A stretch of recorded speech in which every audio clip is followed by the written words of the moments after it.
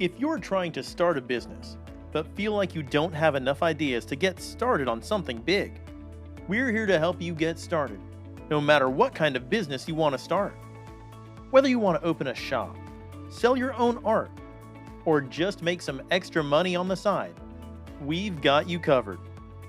There are lots of reasons to start a small business. First, it's fun. It's like having your own little company, but without all the overhead. Second, it's good for you. You get to work at something you love and make money doing it. And third, it's practical. The more businesses there are in the world, the better off everyone is. So if you're looking for a new way to get started in life, or just want to help some people out, starting a business is hard, but it doesn't have to be. There are lots of resources out there that can help you get your new venture off the ground. And it's never too early to start thinking about how you're going to make money. In today's video, we'll share 10 small business ideas for beginners. 1. Start a dropshipping business. Let's say you've decided that it's time for your business to grow. You're looking for new ideas and ways to get more customers. But you don't want to go big or spend a ton of money on advertising or marketing. You know that if you're going to do it, it's going to be through drop shipping. That is, selling products from another company in bulk, directly from their website or other platform, without ever handling the product yourself.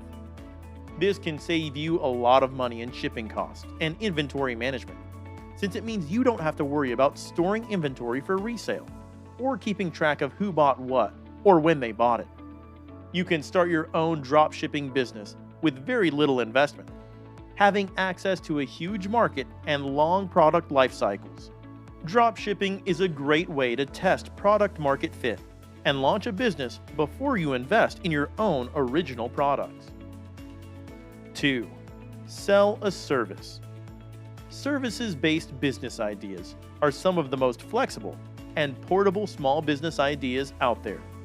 They can be highly profitable and employ people in many different areas, from software engineer and graphic designer to writer, translator, and even accountant. Creating a service-based business is completely passive. You bring your skills to the table and wait for people to hire you. You don't need anything more than a laptop and a desire to work hard and smart, though there are other sources of income that can help make this possible. Whether you want to build a digital service or start your own consulting business, our network can help. You can potentially create a business around your skills, from writers and SEO practitioners to virtual assistants, cleaning service providers, and dog walkers. One of the most important things that you need to know is that all of these services will take time to learn, so don't be discouraged if you don't get started right away. The best thing you can do is set small goals for yourself, and then reward yourself when you meet them. 3. Handmade paper products. To start selling handmade paper products, you'll need all the necessary materials, including paper and glue. You'll also need some tools, like scissors and cutting boards, and then some space in which to work on your project. After production, it's time for distribution. Getting the product into stores and online marketplaces so that people can find them. Distribution is often where most people fail at this stage of their company's life cycle, because they don't know how or where they should get their products out there. It's important not only because it helps consumers find what they want, but also because distribution helps sell more products by increasing awareness of them among potential buyers. 4. Create a membership program. Creating a membership program for your business is a great way to make money with your small business. It's also an easy way to build up your customer base and attract new customers. Whether you want to offer a monthly subscription service or set up recurring payments through your website, there are several things you'll need in order to get started. The first thing you'll need is information about your audience. Research the market for their needs and interests. Then use this data to create a membership incentive that will be attractive to them. When your profits come from an on-demand service, you need customers to consistently renew their subscriptions and to buy the most expensive package possible. This means offering premium content with limited or no interactivity or person-to-person communication with your customers. Once you have these customers signed up on autopilot, however, it's time to shift gears and focus on attracting new ones by providing value beyond simply signing them up in exchange for money. 5. Baking and baking decoration. Baking and baking decoration is the perfect way to earn extra cash while you're still in school. You don't want to spend a lot of money on all the baking variety. You can start with just one small item and work your way up from there. It's not very difficult at all. First of all, you need to decide what kind of product you want to sell. Maybe you want to sell cookies, or muffins, or cupcakes. Maybe you want to sell cakes. Whatever it is that you want to sell, make sure that it's something that people will be willing to buy. Now, once you've decided what kind of product you want to sell, then it's time for research. Research your target market and see if they're interested in buying your product. And if they're interested in buying your product, then go out there and make some samples. Now, once you've got a few samples ready for customers' approval, don't forget about the details. Make sure that everything about your product is high quality. Make sure everything looks nice on the outside and inside too. 6. Sell your photos on a website. First thing is, you need to understand that there are two types of sites out there: non-commercial sites and commercial sites. Non-commercial sites are where people post their photos for free, while commercial sites are where they sell their photos. If you're starting a non-commercial site, there's no reason why you can't use it for your business. You don't have to pay anything extra or anything like that. Just add a little link on the bottom of the photo with a link back to your website so people know where they can find more information about what your business is all about. But if you're starting a commercial site, like an Etsy shop or something like that, then you really need to think about whether or not it's worth it. It depends on how many sales you think that site will get per month and how many hours per month it takes off of your life. 7. Art gallery. Art galleries are a great way for you to make money, especially if you like art, or if you want to open your own art gallery. You can either work for yourself or work for other people. Either way, it's a good idea. Because when you have your own space, there's no one telling you what to do. So you can create whatever kind of art gallery that works best for your tastes.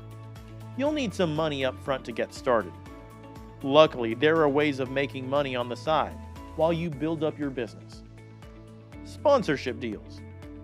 These are great if you can find companies who will pay an artist to use their products in their paintings. This can be an easy way to make some extra cash while building up the walls of your new gallery space. Partnering with an art supply store. Some stores offer discounts or even free shipping on larger orders of supplies, if they know they'll be working with artists who come into their store regularly. 8. Personal trainer. To become a personal trainer, you need to join a gym. If you're not sure where to start, we suggest checking out the city or county's health department website. They usually have a list of all the gyms that are registered in the area and their contact information. Once you've found a gym, make sure to call them up before joining so they can answer any questions you might have about their membership policy and how to get started with your training regimen. Next, you'll need to decide what kind of trainer you want to be. There are many different types of trainers, but the most common ones are personal trainers, group fitness instructors, and certified athletic trainers, or CATs. Some people choose one of these careers because they enjoy being around people, while others pick it because they love working out at the gym every day. No matter which one path leads them down though, becoming a personal trainer requires dedication and hard work. 9. Used bookstore. If you're interested in starting a used bookstore business, there are a few things you'll need to consider. First, how much money do you have? If this is your first business and you don't have much cash on hand, it's probably best to get an established business with a lot of assets.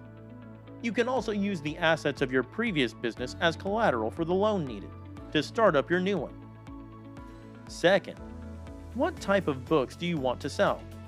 If you want to sell books specifically related to your area of expertise, or if they're in high demand by people who love reading, but don't often have time to go to the bookstore, then think about how many copies of those books would be sold each year in order for your business to make sense financially. Third, where will you store all these books? If there isn't enough room at home for them, then maybe it's time for a new home. Or maybe it would be best if you could find someplace else that had more space available for rent or purchase. 10. Virtual assistant service business. Virtual assistants are the new thing. The more you use them, the more you realize how much these services are in demand.